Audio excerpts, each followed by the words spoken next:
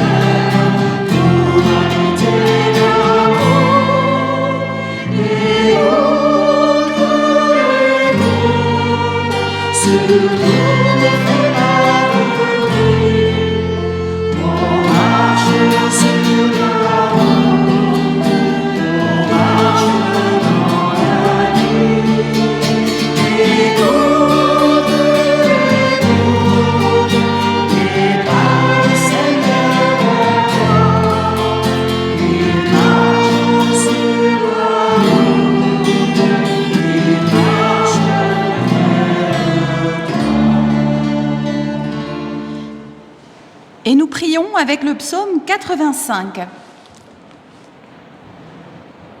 Seigneur, tu as montré ton amour pour ton pays. Tu as rendu son ancienne situation au peuple de Jacob. Tu as effacé les fautes de ton peuple. Tu as pardonné tous ses péchés. Tu as mis fin à ta colère. Tu as abandonné ta violente colère. Reviens vers nous, Dieu, notre Sauveur. Ne nous en veux plus. Est-ce que tu seras toujours furieux contre nous? Est-ce que ta colère frappera de génération en génération? Est-ce que tu ne reviendras pas nous rendre la vie pour que ton peuple se réjouisse en toi? Seigneur, montre-nous ton amour, sauve-nous.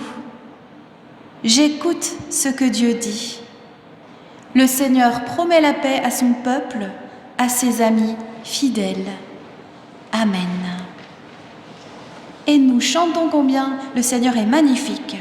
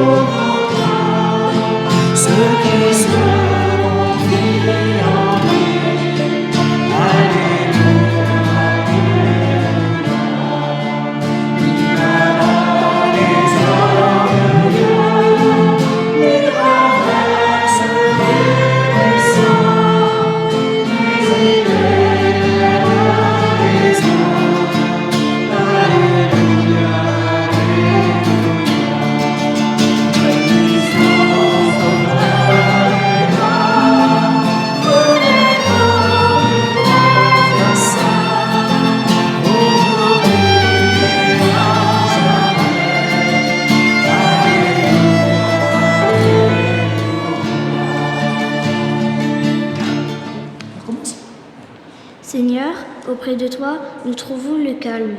Nous en avons besoin avec toute l'agitation de Noël. Seigneur, auprès de toi, nous trouvons la lumière.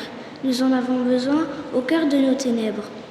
Nous sommes là pour écouter ta parole et puiser des forces pour aujourd'hui, demain et tous les jours que tu nous donnes de vivre. Parle-nous, nous t'écoutons. Amen.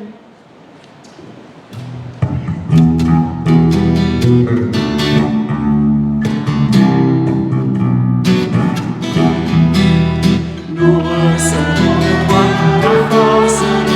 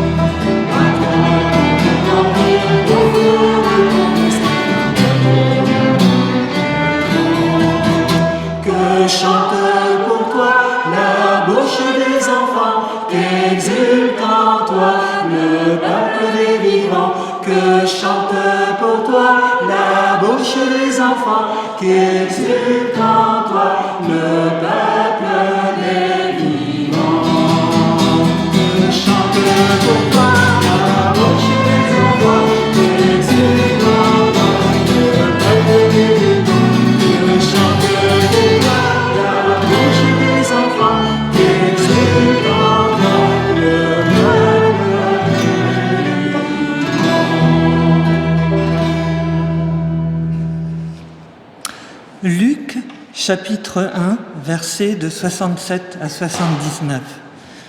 Zacharie, son père, fut rempli d'Esprit Saint et se mit à parler en prophète en disant « Sois le Seigneur, le Dieu d'Israël, d'être intervenu en faveur de son peuple, d'avoir assuré sa rédemption et de nous avoir suscité une corne de salut dans la maison de David, son serviteur.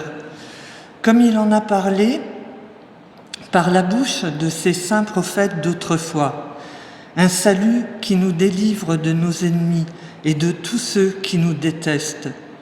C'est ainsi qu'il montre sa compassion envers nos pères et qu'il se souvient de son alliance sacrée, selon le serment qu'il a juré à Abraham, notre Père. Ainsi nous accorde-t-il, après avoir été délivrés des ennemis, de pouvoir sans craindre lui rendre un culte dans la sainteté et la justice devant lui tout au long de nos jours. Et toi, mon enfant, tu seras appelé prophète du Très-Haut, car tu iras devant le Seigneur pour préparer ses chemins, pour donner à son peuple la connaissance du salut par le pardon de ses péchés, grâce à la tendre compassion de notre Dieu. Car c'est par elle que le soleil levant brillera sur nous d'en haut, pour éclairer ceux qui sont assis dans les ténèbres et dans l'ombre de la mort, et pour diriger nos pas vers le chemin de la paix. Bien-aimés de Dieu, recevez mon salut fraternel dans le nom du Seigneur. Notre méditation de ce 3e dimanche de l'Avent porte sur le cantique de Zacharie, une magnifique louange adressée à Dieu. D'entrée de jeu, nous voulons formuler quelques interrogations. Pourquoi Zacharie rend-il grâce à Dieu Est-ce pour le bonheur d'être un père comblé à l'âge de la vieillesse? Est-ce pour les actes souverains et gracieux de Dieu intervenant au cours de l'histoire du salut? Que nous enseigne ce beau cantique? Comment pouvons-nous nous l'approprier? Quelle en est la résonance pour aujourd'hui? Il est important de donner quelques éléments de réponse à ces interrogations. Élisabeth met au monde celui qui deviendra le prophète du Très-Haut. Voisins et parents se réjouissent avec elle. C'est maintenant l'occasion pour Zacharie de montrer sa foi en confirmant le bon nom de cet enfant. Aussitôt l'usage de la parole lui est rendu et ses premiers mots, voyez-vous, sont pour louer et bénir Dieu à travers ce beau cantique. C'est que Zacharie chante son beau cantique parce qu'il a été rempli du Saint-Esprit, l'Esprit de Dieu. Il commence par dire merci à Dieu. Voilà ce que nous devons faire. Voilà ce qu'il nous faut faire. Il dit merci à Dieu car Dieu a visité son peuple, le peuple de l'Alliance. Dieu n'est pas resté tout seul et tranquille au ciel.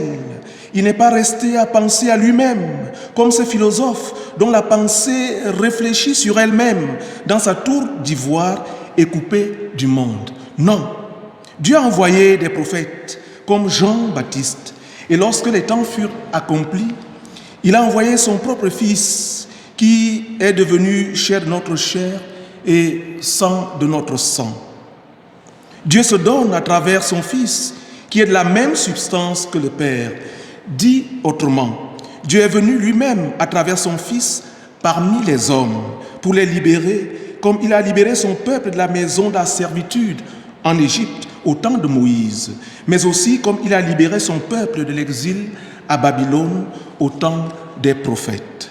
Bien-aimés, Dieu nous libère de diverses servitudes, la maladie, la pauvreté, les mauvaises habitudes, les traditions qui nous écrasent, les usages qui nous oppriment, le péché sous toutes ses formes, la mort, le dernier ennemi de l'homme. Dieu nous libère donc de tout ce qui nous fait souffrir. C'est tout cela que Jésus a fait lorsqu'il a nourri les foules affamées, lorsqu'il a guéri les malades, quand il a chassé les esprits mauvais, quand il a ressuscité son ami Lazare. Zacharie peut donc chanter à juste titre que ce puissant Sauveur nous délivre de tous nos adversaires et ennemis. Verset 71 de notre texte. Frères et sœurs en Jésus-Christ, nous sommes la maison de David d'aujourd'hui. Ce beau cantique s'adresse donc à nous. Il nous montre qui est vraiment Dieu pour aujourd'hui et pour nous. Notre Dieu est celui qui a montré sa miséricorde. Il est bon, il nous aime, il nous pardonne, il a pitié de nous. Il est avec nous dans toutes nos difficultés existentielles. Il a fait de nous ses enfants. Et en vertu de cette filiation spirituelle et divine, il a établi une alliance perpétuelle avec nous, l'Église, la maison de David d'aujourd'hui. Bien-aimés, nous sommes heureux car Dieu nous aime pour toujours. Même si nous sommes infidèles et que nous tombons dans le mal, il ne nous oublie pas. Il a promis de nous arracher de la main de nos ennemis, de Satan, notre plus grand ennemi. Il a fait par Jésus, Emmanuel, Dieu parmi nous. Il est donc fidèle, il est sûr, et nous pouvons compter sur lui, car il ne nous trompe pas. Nous pouvons aussi le servir sans peur, car il nous libère de la peur et nous donne de vivre dans la paix, pour que nous puissions le prier, le louer dans la sécurité, la confiance et l'espérance. Versets 74 et 75 de notre texte. Dans la deuxième partie de son magnifique cantique, Zacharie dit merci à Dieu pour le don de son fils, Jean-Baptiste. C'est lui, Jean-Baptiste, qui marchera devant Jésus pour lui préparer le chemin. Lui, Jean-Baptiste, n'est même pas digne de porter ses sandales. Matthieu chapitre 3, verset 11. Jean-Baptiste nous fait donc comprendre que Jésus est venu nous sauver et qu'il pardonne tous nos péchés. Ce Jésus nous montre la tendresse de Dieu, de notre Dieu, un amour tendre et bon comme celui d'une mère. Jésus, voyez-vous, est l'étoile qui est descendue du ciel pour nous sauver. Il est venu chez ceux qui étaient dans la nuit et l'ombre de la mort pour les sauver, pour faire entrer la lumière de Dieu dans le monde et pour que tous les hommes vivent d'une vie nouvelle. Il nous conduit tous vers le chemin de la paix. Non seulement ceux qui sont morts et enterrés, mais aussi ceux qui sont dans la nuit ici sur terre. Ce merveilleux cantique, au final, nous dit beaucoup de choses sur l'amour de Dieu et sur Jésus. Il est important de le chanter dans un engagement total et en vérité. Dit autrement, nous sommes appelés à faire ce qu'il nous dit et le mettre en pratique. En effet, nous voyons en ce beau cantique un cahier des charges, un programme d'action, une prescription perpétuelle. Car l'Évangile nous met au travail ici et maintenant. Il sera donc question pour nous d'abord de dire merci à Dieu et le bénir en tout temps, en tout lieu et de toute manière. Ensuite, il sera important de tout faire pour visiter nos frères et sœurs qui souffrent ou qui sont seuls. Il nous faut travailler pour libérer notre peuple, le peuple de Dieu qui aujourd'hui a plus que jamais besoin d'un Rédempteur. Celui qui peut donner sa vie pour que nous ayons la vie. Celui-là qui peut mourir pour que par sa mort, nous ayons la vie. Le libérateur de toute forme de nos servitudes, lui, il est ce Rédempteur que nous avions besoin. Mais pas avec notre force à nous, non. Mais avec la force de Dieu en Jésus-Christ. Donc, sauver nos frères et sœurs de tout mal et de tout ce qui les écrase. Leur montrer la miséricorde et la bonté de Dieu à tous ceux qui sont fatigués et chargés, mais aussi découragés, et donc à tous ceux qui souffrent ou qui pleurent. Bien-aimés de Dieu, pour nous qui sommes les mis à part de Dieu, il est important de servir Dieu dans toute notre vie. Et pour le faire, il est important d'être juste et saint dans tout ce que nous faisons. Il nous faut marcher devant le Seigneur et préparer son chemin comme Jean-Baptiste. Non seulement le faire connaître à ceux qui nous entourent, mais aussi les aider à ouvrir leur cœur à Dieu. Il nous faut annoncer un Dieu en Jésus-Christ qui n'est pas loin au ciel, là-bas, mais un Dieu qui est près de nous, ici et maintenant. Un Dieu qui nous sauve et nous pardonne.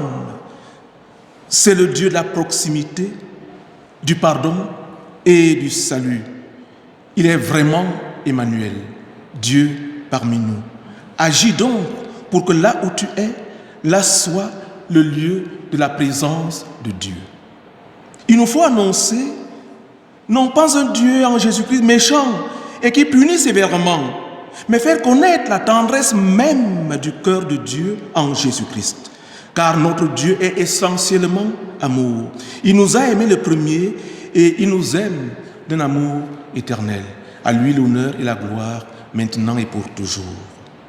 Bien-aimés, avec Jésus, nous voulons rejoindre ceux qui sont assis dans la nuit de la mort et donc dans la maladie et la pauvreté, dans le découragement et le chômage, ceux qui perdent leur emploi, dans la famine et le sous-développement, malgré les abondantes richesses du sol et du sous-sol. Suivez mon regard. Avec Jésus, nous voulons rejoindre ceux qui sont mis à l'écart, écrasés, humiliés et rejetés. Avec Jésus, nous voulons rejoindre tous les petits, ceux dont on ne respecte pas nécessairement leurs droits.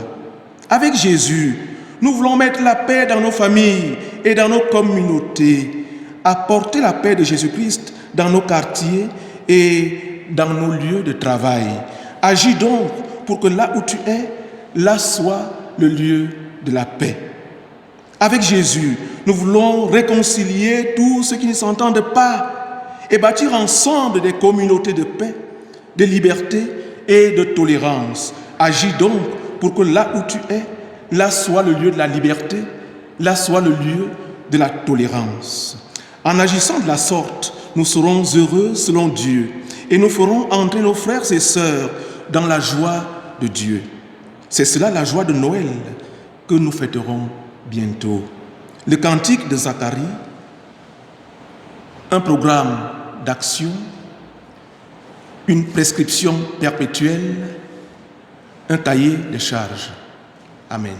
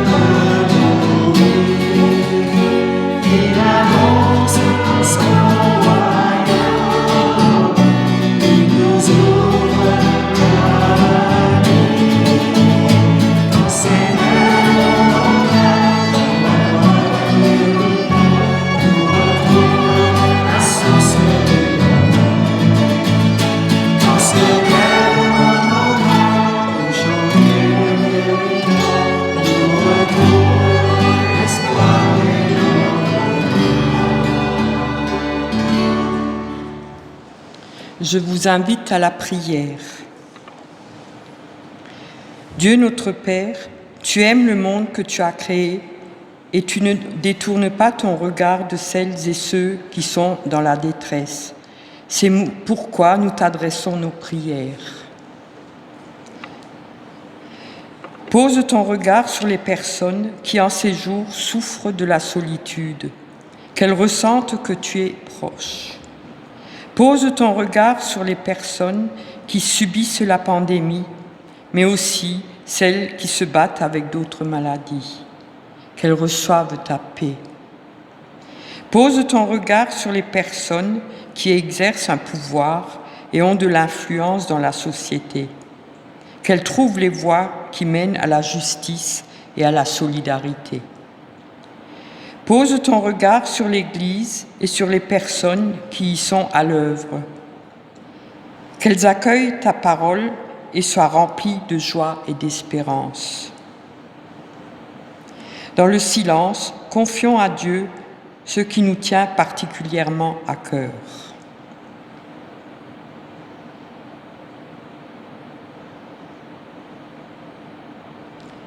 Et ensemble, unis par ton esprit, nous te prions, notre Père qui es aux cieux, que ton nom soit sanctifié, que ton règne vienne, que ta volonté soit faite sur la terre comme au ciel.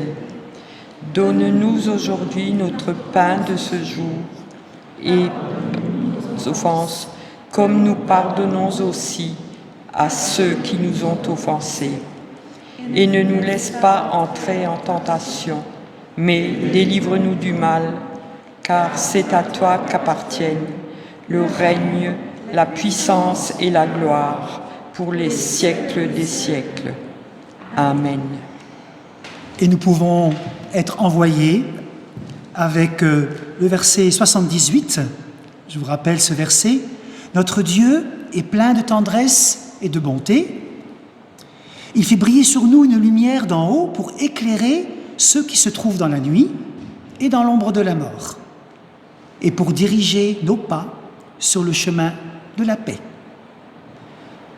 Et heureusement, Dieu tient ses promesses. Et je vous invite à recevoir la bénédiction de la part de Dieu. Frères et sœurs, que le Seigneur fasse briller sa face sur ton visage, qu'il éclaire ton chemin, qu'il éclaire tes décisions, qu'il te donne le courage et la force de traverser les ténèbres, et que notre Dieu, qui est le Père, le Fils et l'Esprit Saint, te garde dans sa paix. Amen. Et nous prenons le dernier chant au dernier jour des 4 strophes.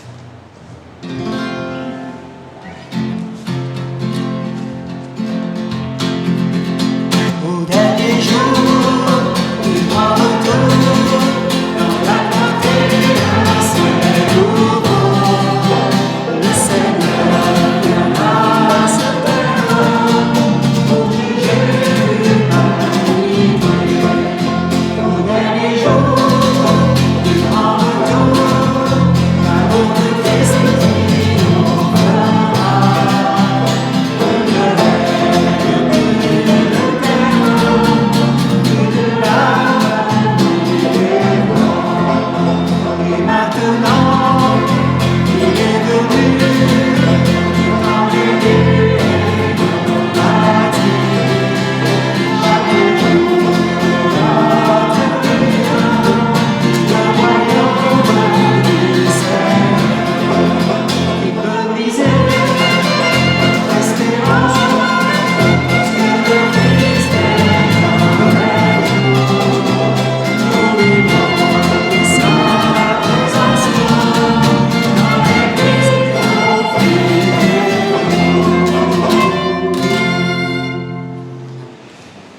Bon temps de l'Avent, et puis à bientôt. Espérance.